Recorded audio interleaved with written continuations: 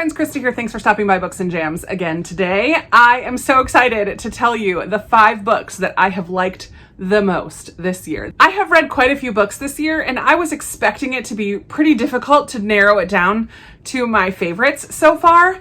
And I had debated going through all of my 5-star reads, but as I was looking through my list of 5-star reads, these 5 jumped out at me as definite favorites of the year so far. So I'm just going with that. These are my top 5 books so far in 2021. The first one I read right away in January, and I did talk about this in my mid-year book freakout tag, and that is This Tenderland by William Kent Kruger. I was so impressed with the writing of this and with the story, the emotion that it evoked in me. In this one, we follow 2 brothers who are orphaned, I believe, and sent to this school for Indigenous boys and girls. And they are not Indigenous themselves, but because their father had a connection with somebody at the school or something like that, they are sent there to live. And this is a horrible place to be. The children at the school are grossly abused and neglected and not taken care of well. And it was so interesting to learn that schools like this existed all the way up into the 1960s and 70s here in the United States and in Canada. It's devastating to learn about. And I did do a little Google deep dive into some of it afterwards because it was just heartbreaking.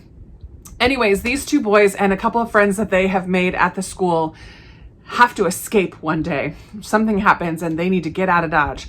So they get in a boat and travel down the river. And so it has a little bit of Huckleberry Finn vibes because these kids are floating down the river, trying to stay hidden.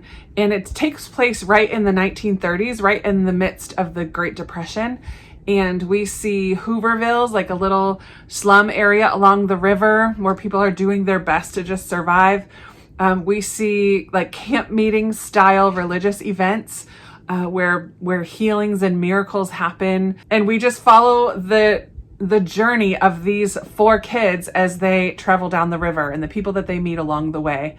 I thought it was beautiful. I was invested from beginning to end, and this is easily one of my favorite books of the year so far. So good. Another book that I absolutely loved is not the first in a series. I believe this is book 8 in the Armand Gamache mystery series by Louise Penny. I think I also talked about this in my mid-year book freakout tag. This book was so good. I have loved listening to the audiobooks of all of the books in the series up until this point. This is the most recent one. And this one just stands out to me as being phenomenal. It doesn't take place in Three Pines, which is kind of good. Some of the characters in Three Pines are not my favorite, but I love Armand Gamache and I love his team of people that work with him. The beginning of this book, they are called to this monastery because a monk has been murdered in one of the gardens. And so Armand and his right-hand man, Jean-Guy, have to go and figure out what happened at this monastery. I liked the location. I liked learning about this sect of monks. They are ones who produce Gregorian chant. And so we learn a lot about the history of the chant and the music and how it's written down and the history of it passed down through the ages. And I just, because of my love for music, maybe this just stood out to me as beautifully written as always, but also just such an intriguing idea. The mystery was very cool. This is a series where you do have to read the books in order because although each mystery within each book is individual, there is this overarching story that grows and moves and depends upon the books before it in order to fully understand it. So we have this mystery that's at the monastery, but we also have Jean-Guy's personal life, which involves Armand Gamache's personal life, and we also have their workplace drama at the Sûreté, which is like the police force in Montreal. So yeah, I just really enjoyed all aspects of this book, and it did leave on a bit, not, I wouldn't say a cliffhanger, but it left me on edge.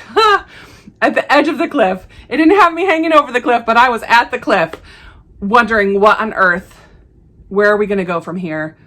How is this going to resolve itself in the way that I want it to? Is it going to resolve itself in the way I want it to? Very good. I loved this book very much. The next book I read during middle grade March, and it is probably, I guess I would say it's my favorite from the month. And that is Other Words for Home by Jasmine Warga. I really loved this story. This is a middle grade book written in verse, which I love. And I did listen to this on audio, and then someone so kindly sent it to me. So I'm so thrilled to have it, because I think the best way to listen to read books in verse is to listen and read at the same time. Because when it's written in verse, sometimes the way the words are written out on the page give additional meaning, but hearing them spoken also, you get to just hear the flow of it. And I don't know, I love middle grade books written in verse. I know Chantel at An Intentional Life has done a video about books in verse. I may have to do something like that myself, but I love this one. We follow Judah, who is a Syrian refugee. And at the first part of the book, she's in Syria, and we see her love for her homeland and her family. Because of a precarious political situation, her and her mother come to America, and leaving her father and brother behind.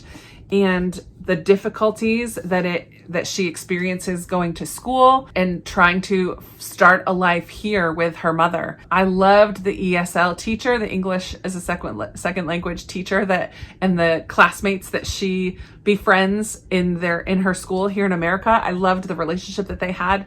It's always nice to see a good teacher represented in middle grade. I think sometimes the trend is to show kind of nasty teachers, but the teacher in here was wonderful. The story was beautiful. I love that we saw both her love for Syria, her love for her family, and her love and the difficulties in coming to America, but the moments that made America good as well. I don't know. It had a lot of difficult situations in it, but I really just loved this story and this book so much. So much. I also have a nonfiction on this list. Just one nonfiction. I haven't read too much nonfiction this year, but in May, I did a group read along of reading Mere Christianity by C.S. Lewis. We called it Mere Christianity May, and I was joined by so many of you subscribers, but also by other booktubers who came on my channel and did some live shows where we talked about this book in depth from week to week, each of the 4 weeks in May. It was fantastic. And this was a reread for me, but I haven't read it since college. So it was easily 25 years ago that I read this book last. So I really didn't remember very much about it. I remember that I loved it when I was in college, and I loved it again this time. C.S. Lewis is kind of brilliant, but in a humble and understated way. He talks about the basics of Christianity. He breaks it right down until it's bare bones, like good and bad, morality versus immorality, and why Christians believe what they do, and why Christianity is the answer for so many. And I loved his humor, his sarcasm in here. I also loved the way he used so much imagery and metaphors and pictures. That's imagery, right? To explain and help clarify some kind of difficult, hefty topics. And I just feel like it was just so well done. There are a couple things in here that kind of set this in its time period that don't exactly translate very well to 2021, but I did appreciate this very, very much. This was originally written as a series of radio chats with C.S. Lewis directly to his readers, set right in the midst of World War II.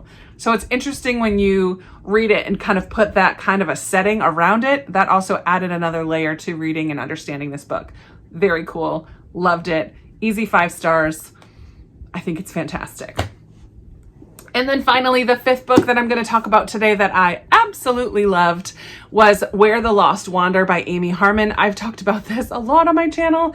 This is a historical fiction set in America during the westward expansion. We follow Naomi May and her family as they head west as part of a wagon train. Also part of this wagon train is John Lowry, who is a muler. He and his father raise and sell mules, and he's bringing a load of mules to one of the forts along the way.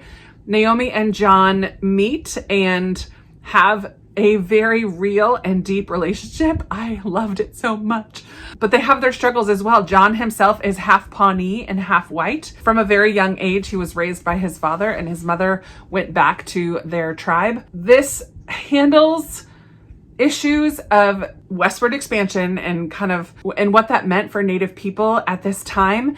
I think it's a very delicate topic, and I think it was handled with grace and sometimes a bit raw, but we got to see some culture of some of the different groups of Native Americans, and also the interaction between this wagon train and the indigenous people that they came across. So I feel like it was just done so well. It was handled with a very delicate touch. And yet the very first scene in the prologue of this book was one of the most brutal scenes I think I've ever read. It's right up there with Pillars of the Earth, which had some pretty brutal scenes in it as well. It was shocking right off the bat, and then we kind of back up and go figure out how we got to that point. But I think it was just so beautifully written and described, and the relationship felt realistic. The characters felt realistic. It just was so good. And I really want to read every single thing that Amy Harmon is going to write because she's fantastic. So these are my top 5 books of 2021 so far. I'm really in love with these books, and I would recommend them to everybody. There are, some hard things in some of these books, but I think they're important reads. I think they're beautifully done, and I love them. I love them very much. So I would love to hear from you down below. Have you read any of these, and what did you think about them? Are you adding any of them to your TBR because you haven't read them yet? What was your favorite book so far of the year? I always love hearing that. I always get to add more books to my Goodreads list because of the comments and your recommendations. So I would love to hear some of your favorites from this year too. If you can't pick just one, that's okay. Give me a couple. I would love to chat with you down in the comments as always. If you enjoyed this video, please consider giving it a thumbs up and subscribing if you haven't already. And I will be talking to you in another video very soon. Bye.